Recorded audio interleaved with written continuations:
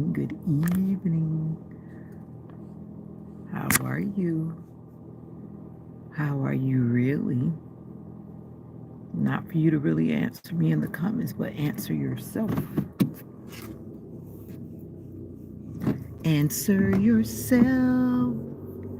Answer yourself.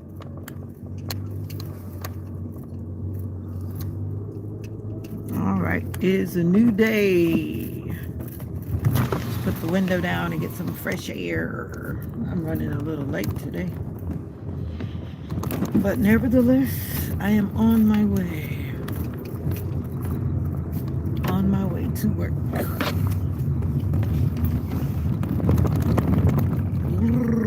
Bumpy road, bumpy country road. Whoa.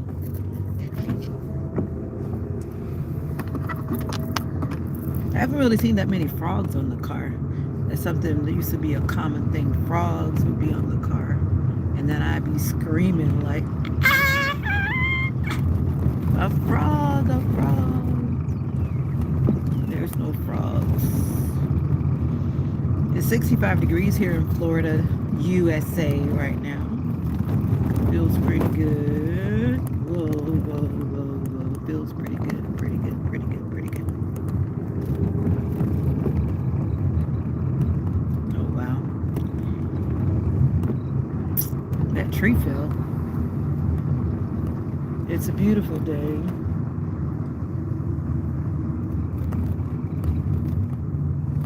Interesting. People living in the country, you meet all kinds of people. And the road is soft. Bounce, bounce, bounce. Welcome, welcome, welcome.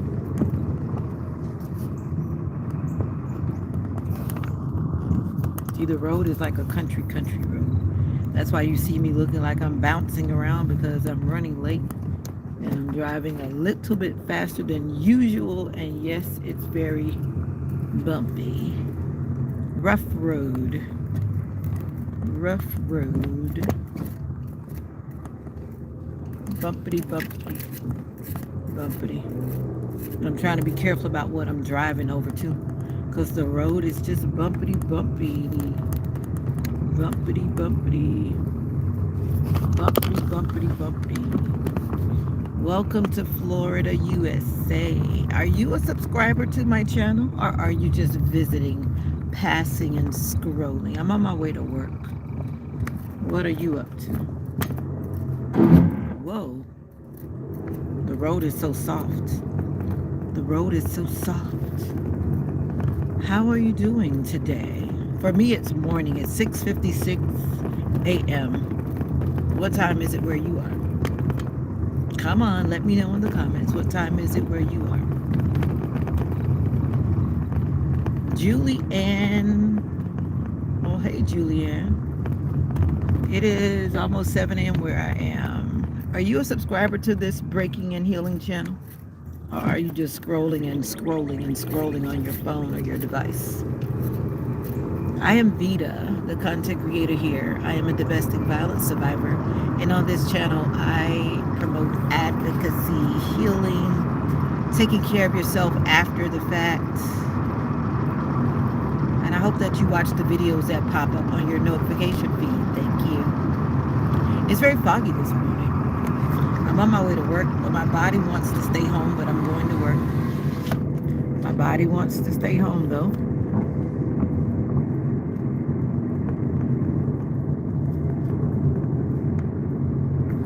And let me get these rude people out of the chat. That's one thing I don't tolerate on this channel. I don't tolerate on any of my channels, actually, people that come through in the comments. People that come through the comments trolling. I have very little patience for people that are trolling. Oh, I'm not giving up. Thank you, Julianne. Yes, my feet do hurt. Are you going to rub my feet? If not, then be quiet. Some people just come through just to be rude. I don't know why. But there are always good and bad people. There are always good and bad people in the world, right, Julie? Julianne? I'm on my way to work, and there's some people that are in the comments being like themselves. But we're going to be positive, even when people are being negative. So this is not a trolling channel. If you want to troll, don't troll here. You won't troll for long. Troll for long. I'm eating coconut milk.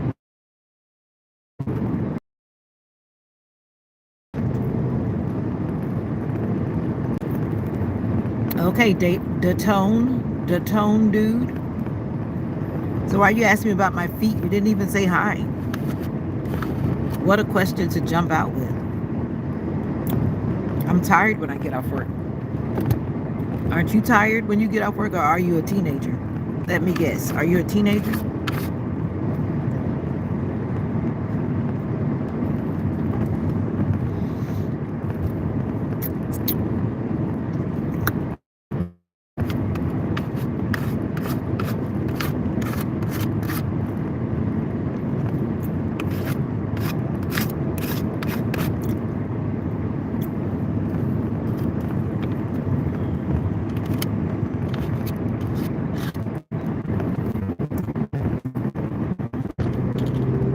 If people only worried about what they needed to worry about, the world would be such a better place.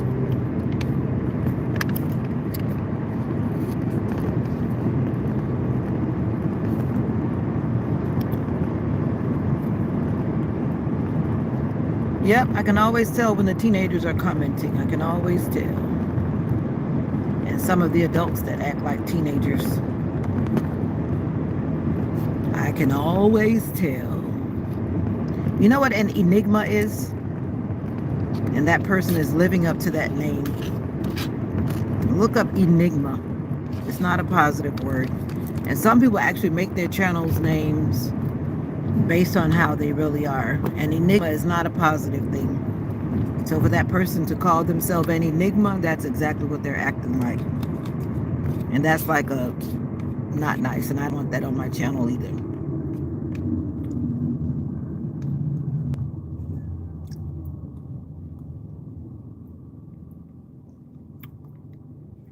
Okay, the tone dude. It's foggier out here than I thought it would be.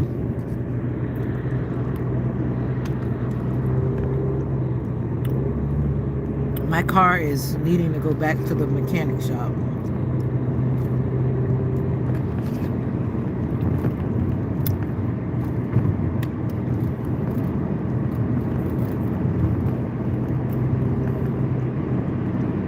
There is something in my eye and I need to do some eye drops. Do you ever have dry eyes? Dry eyes. You know you get dry eyes if you don't like stay hydrated and your eyes get dry. A lot of things happen when you don't drink enough water.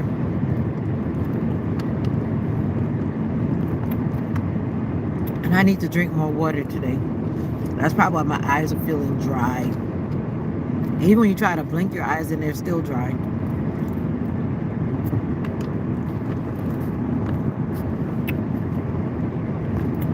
But anyway, I'm just going to work. Sometimes I go live when I go to work.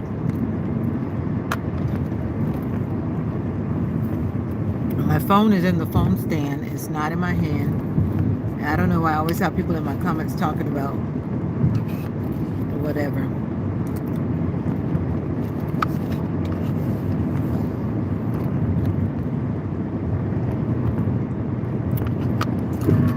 But it's a great day to be alive. I'm just thankful for another day.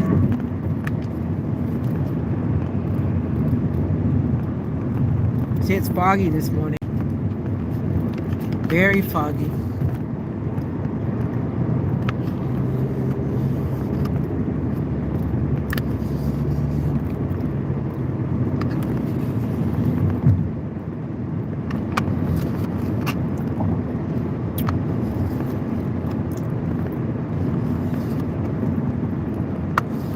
Foggy morning.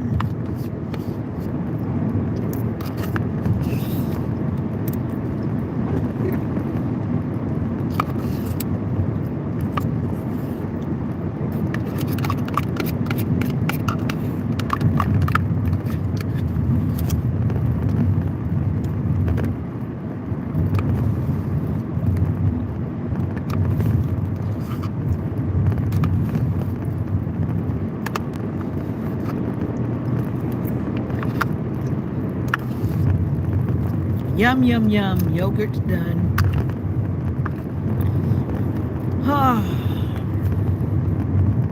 So how are you doing today? My shoulders hurt. Oh, I left my thing. I left my massager home. That's what I forgot. I was trying to think about what did I forget. I usually have this thing that I put on my arm, my shoulder, and I forgot it. And my shoulder is already hurting. Healing is a journey. Welcome to the Breaking and Healing channel. My whole body is healing. What's up, Sister Nika?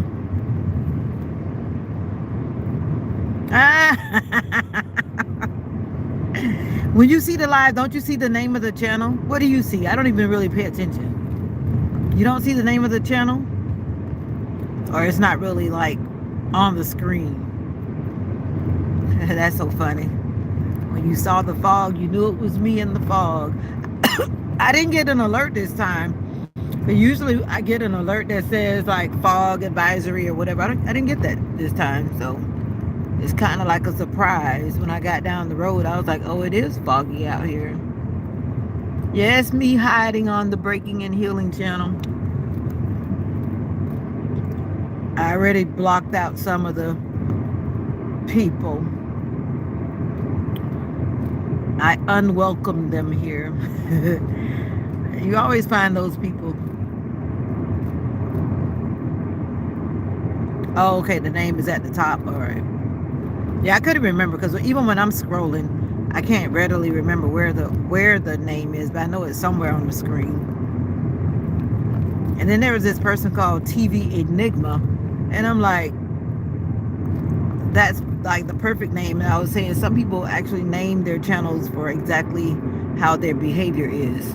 And I cannot remember the exact definition of enigma, but I know it's not positive.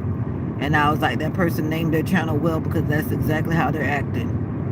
Nothing positive about it. And I was like, nobody has time for that. Enigma. My shoulders hurt and I forgot my thing. I kept trying to remember what it was that I was forgetting, and I forgot my TENS unit. And this kind of weather just makes my shoulder go. So I guess I got to do exercises for real. I'm lazy with the TENS unit because it gives me that mechanical stimulation, but I'm going to have to actually do some physical exercises because it's burning. I can't wait till I get to that doctor's appointment, but that's like down the line. I think it's next month. But that doctor is always like so busy. I can't just get in. But anyway, it's gonna be all right. Passing the little homeless tent city. I keep telling my mom you have to go back in there.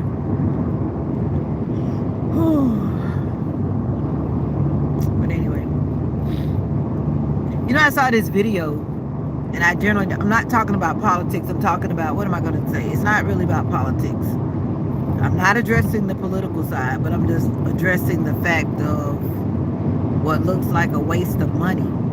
I saw this one video, and they had a bunch of these officers. I'm not going to label them. I'm just going to call them officers.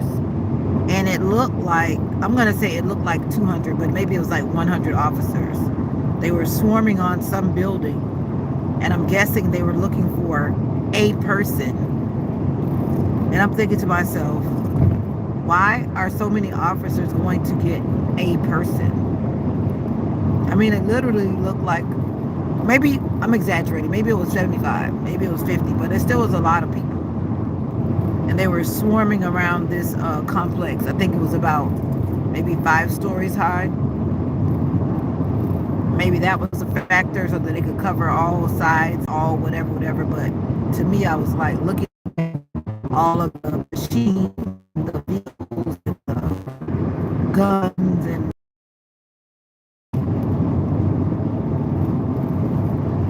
like, to me, that was like an overkill. It's like misusing my money that goes into the system. And then some people were in the comments saying, of course, one has their own opinion, but I was like, Is this a good use of the money that we're putting in the pot? All in the name of trying to chase behind one person or two people that are like people that's just trying to work hard and make money for their families. I'm just saying. I just had to say that out loud. I saw that video before I went to bed last night. And of course, we never know the whole story because they only show you what they want you to see. They don't show you the whole story, just a little clip, right? It's ridiculous. Some of it is. I'm all for doing what's right. I'm all for following policy. But I'm also all for not following policies that are not just. I will follow a policy as long as it is just. If it's not just and fair, then I tend to have an issue with it. I'm just saying. Well, that's the thing, I'm not 100% sure because it was a YouTube reel. And I think it was probably only like 20 seconds long. It didn't really say much other than, I don't want to list the type of officers, but I think you might know what I'm talking about. The people that have been going around getting people, those people. And I'm like, just a person that's working hard and doing what they're doing. And from what I understood from listening, because it was actually a clip from a news channel, I think it was. And from what I was hearing from the little background news feed part, they were looking for a person. They had been told that a person had gone to that building. Now I can see if it was like 10, 15 people or something like that. But from what I understood, it was a person, and there were like, it looked like about 70. Because when you look at the stairway, there were tons of officers. There were tons of officers in the stairway, and it was like about, like I say, it was about 5 stories high. They were around the building, and then they had all of these, you know, those armed trucks or whatever they call them. And I'm like, all of this for one person. So I'm like, in my mind, surely it's got to be more people than just one person for them to call out all of those people just for one person. Unless this one person was somebody that could take them all down. But anyway, I'm gonna leave it alone. I don't want to bring the wrong vibes over here to the Breaking and Healing channel, but our nation needs healing. Whoa, that's some kind of animal in the road. I hate seeing roadkill. And then when I get home, Mocha's trying to figure out what have I run over. She'll keep smelling the tires. Like, what is that? What is that? What is that? I don't know. This world we're living in is crazy, and I know I need healing. And I don't want to be sucked in. I don't know what you mean by probably ice cream. But I don't know. I think people should always do what they're supposed to do. Even in the justice system. Like when I was in criminal court, when I was in civil court is, I guess, more straightforward, but criminal court is like a, what do you call it? It's like a joke. That's why you see a lot of these cases that go on and on and on and on and on, wasting money. That's one thing you're paying out of your pocket, but when it's actually money being wasted by the state or whoever, it's crazy. I know my criminal case could have ended way sooner, but of course you know that the plaintiff and the defendant, they both have rights, and when they keep appealing and appealing and appealing this and presenting so-called new evidence, which is not new evidence but phony evidence, it just delays the whole criminal process. My case was in the criminal court for like almost 2 years. A simple domestic violence case. 2 years of my life being just held up by having to deal with that like daily. Talking to the attorney, or what you call a prosecuting attorney, public, whatever people, blah, blah, blah. But you know, like when you're a domestic violence victim, of course you can always get your own lawyer or your own lawyer, but once you go to a hospital or go somewhere and you report that you are a victim of domestic violence, immediately the state takes over because it becomes a state case because of the fact that there's a person that's out there that's hurting people. And the state obviously doesn't take lightly to that. So it becomes a state case. And so when you actually look at the documents, it's not me against the person. It's the state against the person. I'm just a witness. I'm the victim, but I'm just a witness at that point. My name is not there as like I'm the one that's pressing charges or I'm the one that's taking over.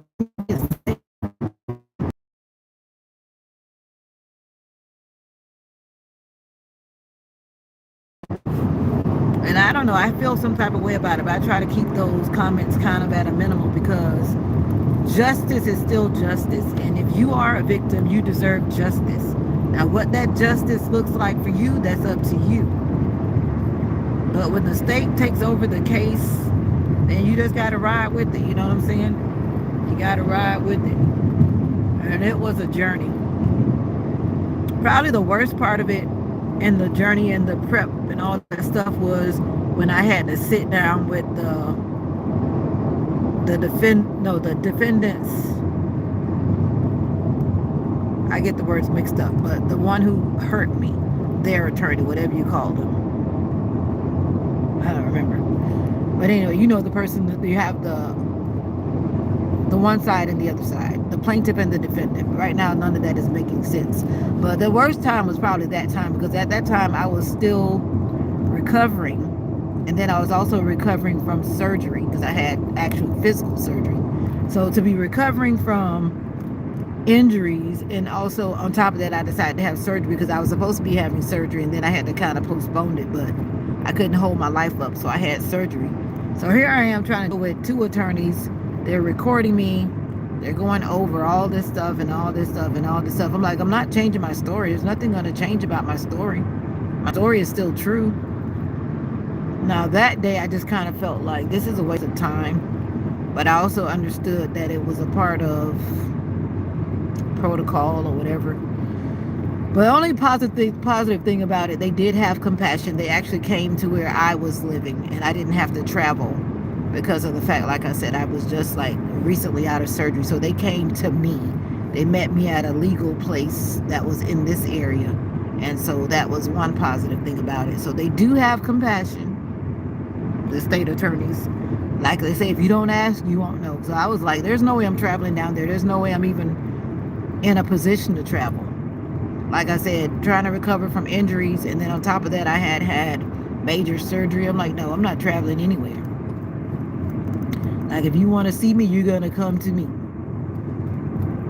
If you want my testimony again, then you come to me. Now, mind you, this testimony had been given and given and given and given, but it had to be given and given and given and given and given. So that's the part of it for the victim that's like really hard. I mean, it's like you keep telling it over and over and over and over. And then I stopped telling it to people because it's like, sometimes some people don't even need to know.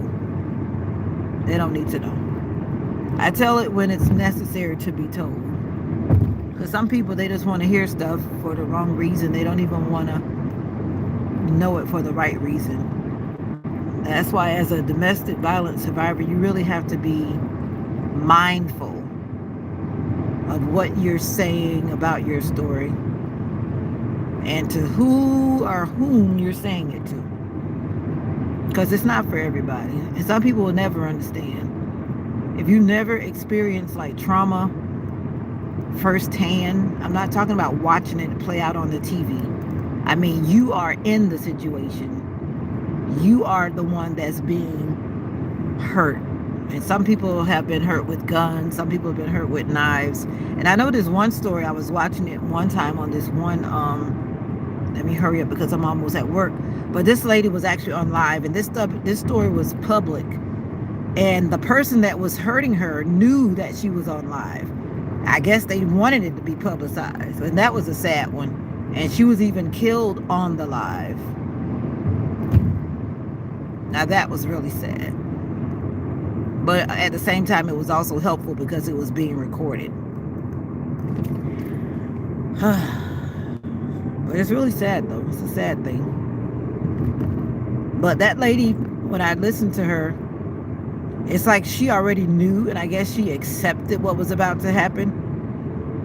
Because, I mean, when you're in a situation and you know that your life is on the line, and especially if you see that there is no way out, somebody's holding a gun on you, or somebody's holding a knife on you, or simply somebody bigger than you is in the way of you getting out, and you know that you can't get out, what do? Why is this car going off the road? And it's a Tesla. Why are they going off the road? That's weird. But anyway, for me, all I did was begin to comply. I told lies. I told whatever I had to tell. Whatever I had to tell to calm the person down that was trying to kill me that day. Oh. Anything you want. Yeah, yes. Yes, honey. Yes, baby. Whatever you want. Yep.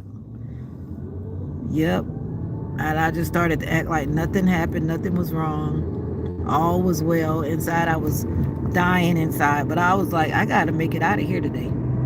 And the way how the house was set up, there's no way I was going to just walk out the front door. Nope, I was not going to just walk out the front door. That was not an option.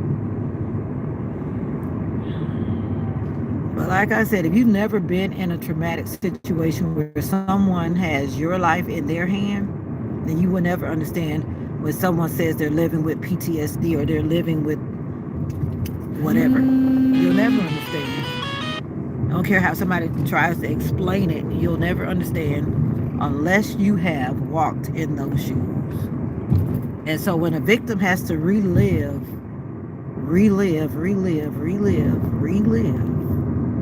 something that was so traumatic, it is not a cakewalk. It is not a nice situation. That's why, in my opinion, in some cases, they should go faster than they do, because you're like, it's traumatizing. It is. It is very traumatizing. But I thank God that I did make it through all that nonsense and the rigmarole. And one of the worst things was when they were trying to show me these photographs. And they sent me the photographs. And you know that the state officers, they all work together. But they showed me these photographs that someone had taken pictures of. And because I love photography and all of that stuff, and so I started telling the prosecuting attorney all the reasons why these photographs are a bunch of baloney. And I was like, nobody's got time for this. They were trying to make the situation look like what it wasn't. And I just told her, like I'm like a private investigator. I've always been like that. I'm like I'm like one of those people. I watch all the crime shows. I don't know why I'm not in that type of line of work. Maybe that's what I should be doing, but all of that stuff was just like whitewashed to be holding up the court case. I'm like, there's nothing relevant about these pictures. Nothing. But anyway, all that stuff is just crazy. And I'm running late. Well, actually, I'm not running late. I made it because I was speeding a little bit. I was speeding a wee bit today because I didn't want to be late. And I did get here. But anyway, I didn't really plan to go into all of that stuff. But that's the journey. Criminal court, domestic violence, yada, yada, yada. It's a journey. When you get on it, just get ready. But some people, they don't want to testify against the person who hurt them. Some people don't want to. And sometimes some people don't want to because the person that they know they're dealing with is most likely going to kill them or something. And I lived with that fear for a while too. And sometimes I think about it, but at the same time, I'm not going to stop living because someone tried to hurt me. I'm very much aware that sometimes when you're not even thinking about it, a lot of people have lost their life because that person comes back years later. You're not even thinking about them, and boom, here they are in your face. And I'm sure you've seen those cases in the news. They'll say the estranged boyfriend or the estranged husband, ex-husband, and so was this or that, found in wherever. And it's sad to hear. But I'm always alert, and just not because of that, but everybody should be alert. Not even if you're a survivor of anything, but there's just a lot of people that are just doing crazy stuff, period. Anyway, that's a little bit about me. And this is in my channel, but I don't really always go into it, but it's on one of my videos already. Anyway, that's enough of me yapping. Time to get back to work here. You have a good day. And remember, regardless of whatever it is, we're always healing from something. And I'm healing from things too. Yep. Uh-oh. Anyway, bye for now. Take care of yourself. Have a good day. I feel like I'm leaving something still other than my TENS unit. But anyway, bye for now. Take care of yourself and always be good. Peace, love, and joy to you and yours. Bye for now.